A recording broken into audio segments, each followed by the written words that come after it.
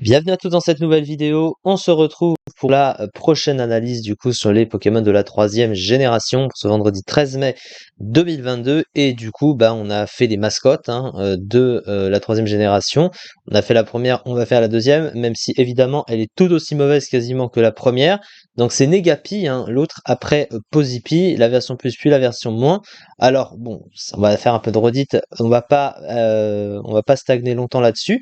Alors, au niveau du type, encore une fois, il a le type électrique pur, comme son homologue. C'est pas un mauvais type, pareil, on l'a déjà décrit, même s'il aurait préféré peut-être un double type pour avoir une meilleure puissance offensive. Mais le problème, voilà, c'est qu'il est extrêmement nul. Il a des stats nullissimes, comme on peut le voir. 50 en défense, 60 en PV, 85 en SPDF, c'est vraiment mauvais. 75 en attaque spéciale, il tape moins fort que son homologue. Déjà qu'il tapait pas fort non plus l'autre.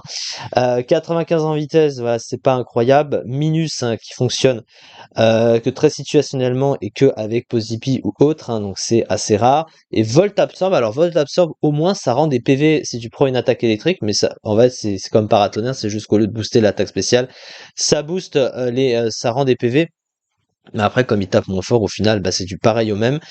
Et puis il a déjà une résistance électrique de toute façon. Le Mouful, il est presque identique en fait, je crois qu'il est même tout pareil. Il a machination évidemment, ses stabs électriques, mais des attaques de Kovac qui sont presque inexistantes, et un Mouful de soutien presque vide aussi.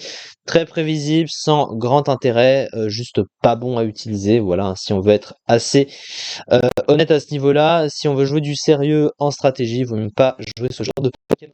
Donc une bonne vitesse, une défense spéciale correcte, move pool de soutien intéressante, alors Absorbolt intéressant, faiblesse au type sol, statistique sur le plan physique très faible, mauvais PV ou move pool offensif maigre, surclassé par de nombreux Pokémon du type électrique du tiers.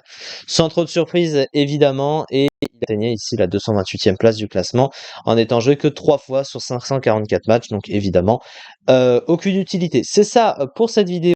Du coup, voilà, c'est déjà fini, évidemment. On se retrouve prochainement pour la suite des analyses sur les Pokémon de la troisième génération. Merci beaucoup de m'avoir suivi et à très vite.